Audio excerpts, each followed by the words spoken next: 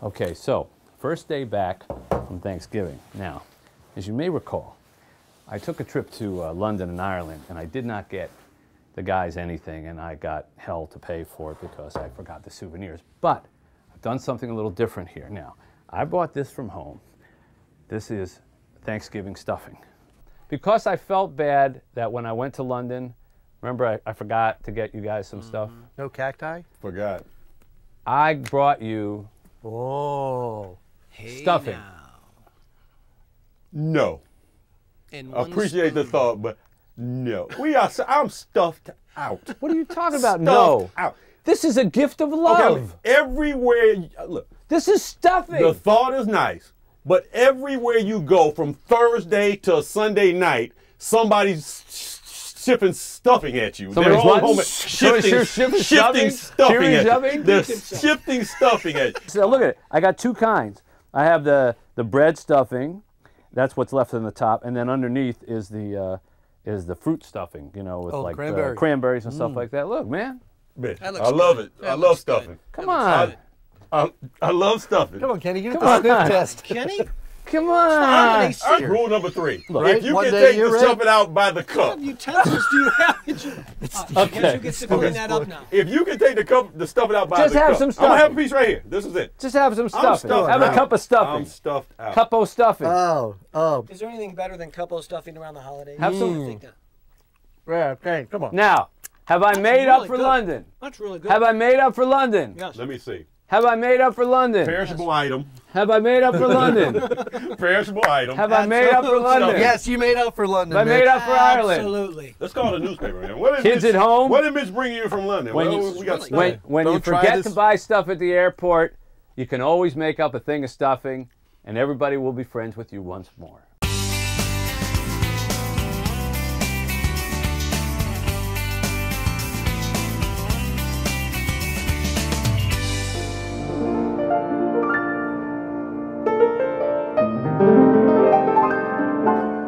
See, now I could have a whole other job as a lobby pianist. Not that there's a lot of money in being a lobby pianist, but the whole notion of having multiple jobs is what interested me about our next guest on today's program, Jeff Daniels. Now, Jeff lives here in Michigan, as do I. You know Jeff probably as an excellent Golden Globe nominated actor, but you may also not know that he's a veteran of Broadway, playwright, singer, songwriter, owns his own and runs his own theater here in Michigan, a master of many trades. And so we thought this is a good time of year, multitasking as it is, to get to know a man of many talents and many tasks. And so, a conversation with Jeff Daniels. All right, this may look like a theater set. That's because it's a theater set. We're actually in the Purple Rose Theater out in Chelsea, Michigan. We're about 20 years old almost, and it's just a place for Michigan directors, actors, designers, playwrights, a place they can call their professional home. How far back does the Daniels family go in Chelsea?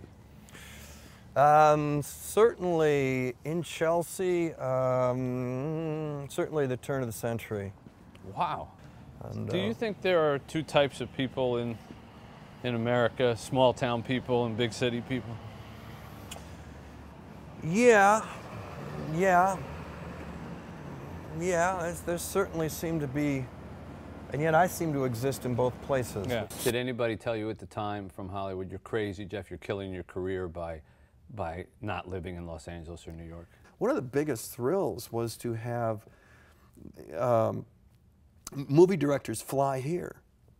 And wow. kind of, That's you know, when you know you're doing oh, well. to see these Hollywood guys walking up the driveway, you know, outside of Chelsea where I lived, to take them out on a little pontoon boat and have them pitch why they have to have me in the movie. Wow. It's just great. It was just great. But occasionally, yeah, I mean, and then around the time about Dumb and Dumber, the career was kind of struggling. So I had to go out to LA and sat for 2 weeks and auditioned for about 5 movies, all of which I told was this is the movie I want to do. Can't wait to do your movie. Yeah. And 2 of them came back saying, we want you. And then I picked Dumb and Dumber, and that bought me another 10 years. Let me throw a couple of the roles that you've played and tell me any one particular thing that you either remember about or that stays with you about it? Let's start with the one that you mentioned, Dumb and Dumber. We knew that 15-year-old boys would think it was their Citizen Kane. We knew that going in, but we didn't. Can a 15-year-old have a Citizen Kane? Well, yes, they do, and it's called Dumb and Dumber. What I remember about that, aside from the toilet scene, where right before I shot it, I just turned to Pete Farrelly, the director, Pete and Bobby, and I just said, this is either the beginning of my career or the end of it. And they were going, no, it's going to be great, man. It's gonna. They were so. And when you're in a movie with Jim Carrey, you don't hold back, right. you know, because he comes in like that. So, you know, rev up. I haven't had anyone do their version of the toilet scene. They quote lines. Yeah, such as. Are those your skis? Both of them? You know? Just on and on and on. Why does that stay with you? Totally redeem yourself, you know? And then the laugh, whatever that was. It was kind of like a Jay Leno on steroids. Terms of Endearment. Terms of Endearment was a huge break. It was, in film, it was the big break for me. It was 1983. I had about $1,100 in the bank. And rent in New York was $700 a month for this apartment we had. And I needed this gig badly. And then to sit on that set and watch Jack Nicholson work, I learned a lot about film. That was a master class in film because he would take 10 takes and he would rehearse for the first 3 or 4 or 5. And then he would start to get it. And you could just see him kind of put it together. And so by take 5, 6, 7, 8, 9, 10, you're seeing 5 different versions of the same scene. You're watching Jack give himself options, or the editor options, in the editing room. You don't do it the same way every time. You spin it. You do it blue, red, orange, black, gray. The editing room is where you write the final draft. And once actors figure that out, and Jack knows that, then they start giving themselves option. They hand it over to the editor and go, good luck. Do I have the distinction of being the only person who ever had you have your skin color changed for a role? Yes. See, so I wanted to be in there somewhere. Yes. Yes. I've played blue. You've played blue. And you did it well. Although that was 3 hours of makeup. I was going to say, it was probably, you were probably in the makeup chair more than you were actually on the set. I was. Painting me, painting me, painting me.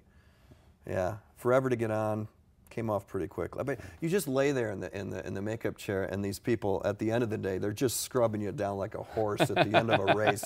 You just feel like such an animal. I enjoyed it. It was a good story. We shot it in Vancouver. They did a great job, I thought, with the sets. You know, John Voight delivered one of his best performances, and I was glad to be a part of it. We're really on Main Street. Yeah. This is. It's a state highway that guts through M52, but it's. And you know every one of these stores, and I not only know every one of these stores, but I know what was in there before. So if we took a time machine back 40 years or so, we'd see a little young Jeff Daniels riding his bike up and down this same street. Riding my Schwinn, yep. Just gunning the Schwinn all over town. Purple Rose of Cairo, you just mentioned, your Woody Allen film. That was a fascinating idea, first of all. The characters on a movie screen can actually step out. And then it was set in, was it the 30s that the picture was supposed to be? So that was the first time I realized, yeah, your face is really perfect for like a 1930s matinee star. You got the prominent jaw that, you know, you turn to the side and you look just like one of those guys from, I mean, you really did look the part. I don't know if that's Howard. That's what I'm the Leslie Howard. Yeah, of, exactly. Was that the reason Woody Allen cast you? I guess so. I guess it was partly the look. Woody has later said that you didn't have to tell him anything. Daniels kind of knew what to do. And Woody was telling one guy, he says, it's like I could go out for a sandwich, come back on the scene shot. You know? So it was really kind of... Who could ask for more than that? Yeah, and all you want to do is please Woody. Yeah. But halfway through that movie, Woody told me I was good. And for a young actor, I was 30 at the time, New York Times, critics, ups and downs, hills and valleys. For somebody like Woody Allen to tell you he was good, my first thought was, I'm going to be able to make a living in this business, because if I'm good enough for Woody, I'm good enough for anybody. And literally, the next movie or two later, Mike Nichols read me for Heartburn with Meryl and Jack. And I went to meet Mike at his apartment, and I said, "Do you want me to read?" And he goes, "You're good enough for Woody." Oh, yeah, Wow. I'm not going to read. Yeah. Purple Rose obviously stayed in your consciousness. You've named this theater the Purple Rose Theater. Was that because of some affinity for that particular film? When it came time to name a theater, I was not going to put my name on it. And it seemed like a perfectly good name, and a kind of tip of the cap and a tribute and a thank you to Woody Allen for taking a flyer on a kid that the studio didn't want. This is where the actors hang out. The green room, and really just kind of we wanted to make it, I mean, this is so much better than Broadway. Oh, yeah. Broadway is, you know. I've seen your dressing room in Broadway. This is a big improvement. Is this every show that's ever played here? I think yes, I think they do a good job of putting everything up that we've ever done. And this is your office. And this would be the office, yeah. Yeah. This is where we kind of, you know. I like this. I make it real comfortable, you know, for me. I mean, I think everybody in the staff has taken a nap on that couch. None while you were actually sitting on it, I hope. No, that never happened. But You've gotten pretty accomplished at guitar playing and songwriting, and we just happen to have a guitar right over here. yes, we do. Some of the stuff I do is very funny. This one isn't.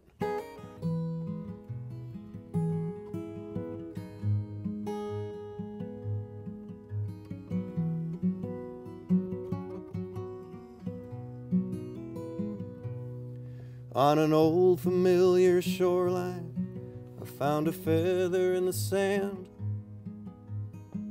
I watched the water reach me as I try to understand.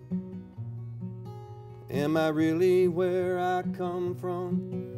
Am I never far from home?